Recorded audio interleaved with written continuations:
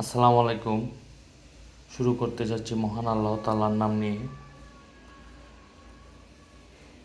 আজকে আপনাদের সামনে তিনটি বিষয় নিয়ে কথা বলবো। প্রথম বিষয় হলো আমাদের দলীয় দিক নির্দেশনা নিয়ে কিছু কথা বলবো। তারপর কথা বলবো টুকাই সমন্বয়কদের নিয়ে এবং শেষ ফিনিশিং দিব বিএনপি নিয়ে কিছু কথা বলে। আমাদের নেতাকর্মীরা, আওয়ামী লীগের যারা নেতাকর্মীরা আছেন, আপনারা সবাই ঐক্যবদ্ধ হন। আমাদের কিন্তু সুসময় আসতেছে এবং খুব তাড়াতাড়ি রিসেন্ট টাইমে আমাদের ডাক আসবে এবং আমাদের মাননীয় প্রধানমন্ত্রী আবার প্রধানমন্ত্রী হিসেবে বাংলাদেশে মাটিতে পা রাখবেন এবং সেনা প্রোটোকলে, যেইভাবে সেনা প্রোটোকলে তাকে ভারত পাঠানো হয়েছিল ওইভাবেই বাংলাদেশ শাহজালাল আন্তর্জাতিক বিমানবন্দর থেকে তাকে সেনা প্রোটোকল এবং আমরা লাখ লাখ নেতাকর্মী তাকে জয়ধ্বনি দিয়ে আবার তার সিংহাসনে আমরা বসাবো। তো এই জন্য আসলে অনেক কথা বলা যাবে না। আপনারা শুধু এটাই চিন্তা করেন এবং মাথায় রাখেন, মার্চ পার হবে না। মার্চের লাস্ট অথবা ফেব্রুয়ারির মাঝামাঝি থেকে মার্চের লাস্ট পর্যন্ত এর ভিতরে আমাদের নেত্রী আমাদের মাঝে ফিরে আসবে এবং জয় বাংলা বাংলাদেশে আবার প্রতিষ্ঠিত হবে। ৭১-এর যেই অপশক্তি আবার মাথা ঝাড়া দিয়ে উঠছে, তাদেরকে আবার ওই ৭১-এর মতো পায়ের নিচে পিষে ফেলতে হবে। তাই যারা ৭১-এর পক্ষের শক্তি, আপনারা সবাই সোচ্চার হন। আমাদের বাংলাদেশকে রাজাকার মুক্ত করতে হবে। ৭১-এ যেমন পাক বাহিনীর সহযোগিতা করেছিল আমাদের এখন যে বড় বড় আজান দেয় বা ডায়লগ মারে জামাতের আমির সাহেব, ওনার দলই ৭১-এ রাজাকারের ভূমিকা পালন করেছিল। আর এখন ওই রাজাকার রূপে তারা আবার ফিরে আসছে। তাদের সাথে এখন আছে সমন্বয়ক নামে ঘৃণতম প্রাণী। ওদেরকে আমি মানুষ বলি না, ওরা এখন প্রাণী হয়ে গেছে। তাই আপনারা সবাই ঐক্যবদ্ধ হন। রাগ অভিমান সব কিছু ভুলে গিয়ে সদর, উপজেলা, ওয়ার্ড, ইউনিয়ন, যে যার জায়গা থেকে সবাই প্রত্যেক নেতাকর্মীরে মেসেজ দেন যে আগামী ২ মাসের ভিতরে আমাদের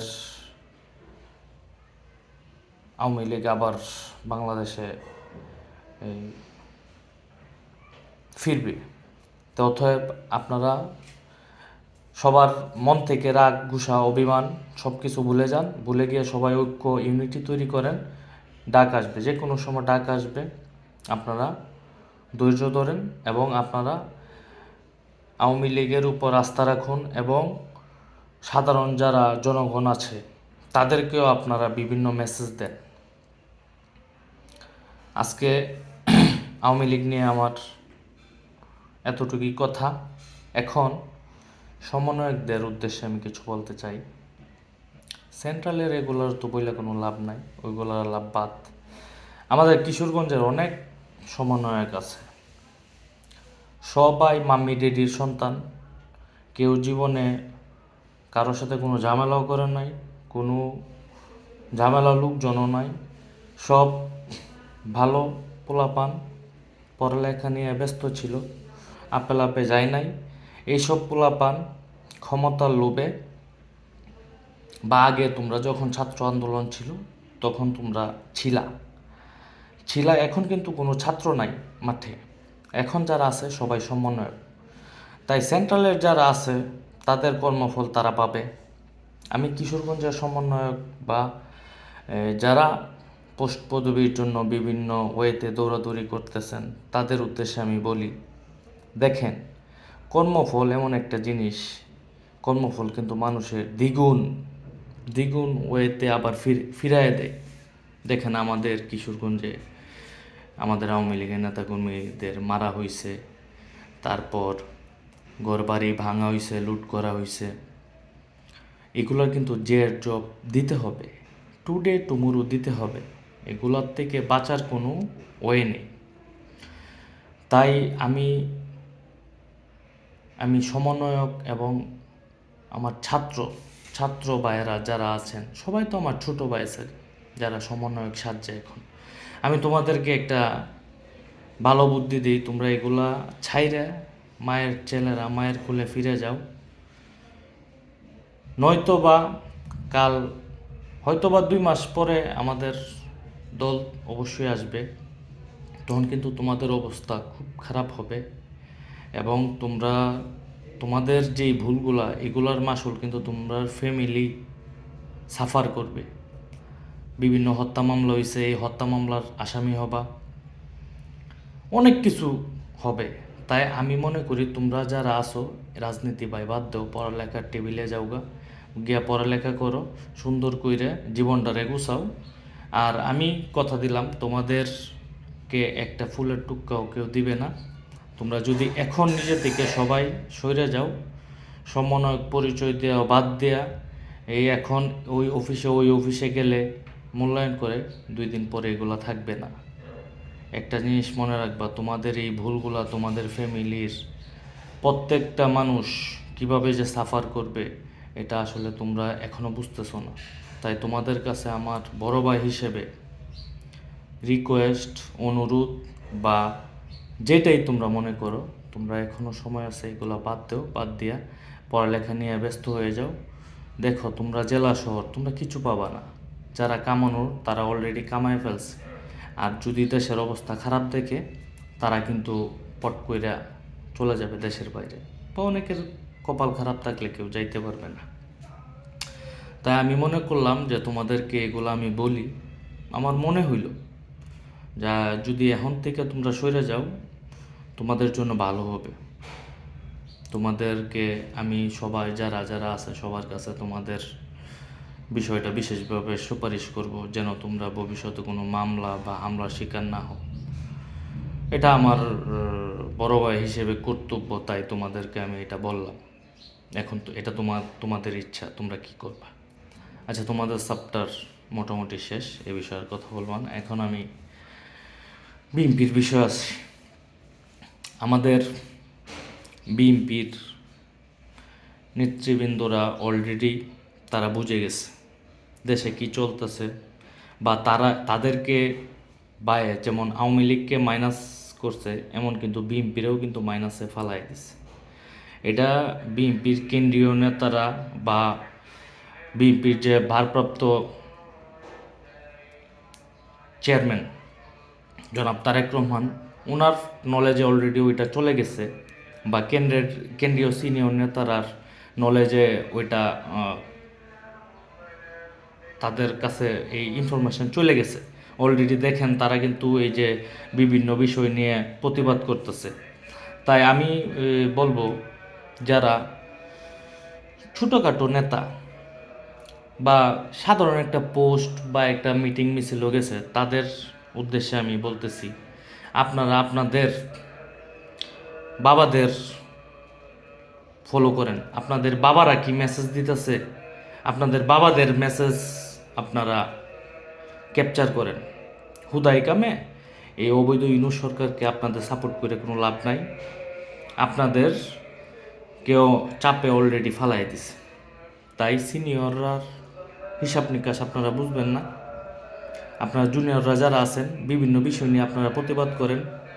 কিছুদিন আগেও দেখলাম যে শহীদ মিনারে আপনাদের ছাত্রদল নিয়ে দল সেই বুকিঝুঁকি অনেক কিছু বলছে, আপনারা কেউ কোনো প্রতিবাদ করেন নাই। এই প্রতিবাদ না করাতেই আপনাদেরকে বারবার চাপাইতেছে। আমাদের আজকে খারাপ সময়ের পরেও কিন্তু আমরা হাল ছাড়তেছি না, আমরা কিন্তু আমাদের প্রতিবাদ করতেছি। তাই আপনাদেরও সৎসাহস নিয়ে সব যে আপনাদের নেতারা বলবে, তখন মনে করেন যে এই প্রতিবাদ করবেন, নাইলে প্রতিবাদ করা যাবে না, এগুলো ঠিক না। যেমন অনেকে জায়গা দখল করতেছে, অনেকে স্ট্যান্ড দখল করতেছে, অনেকে এই অফিসে যাইতেছে, ওই অফিসে যাইতেছে। আরে ভাই, তারেক রহমান তখন কি বলছিল যে আপনারা এগুলো করেন? ওনার তো এই কথা শুনেন না। তাহলে অনেক নেতারা শুনি যে আমাদের ভারপ্রাপ্ত চেয়ারম্যান না করছে দেখে আপনারা প্রতিবাদ করেন না।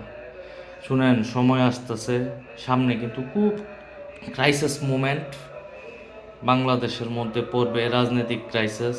আপনাদের অলরেডি সিনিয়ররা কীভাবে বার্তা দিতেছে বা যেভাবে প্রতিবাদ করতেছে, আপনারা ওই থিমগুলা বুঝেন। আপনাদের আরেক নিউজ আমি দিই, শুনেন। আপনারা তো তৃণমূল বা চাল্লিপাল্লি, আপনাদের কাছে অনেক নিউজ নাই।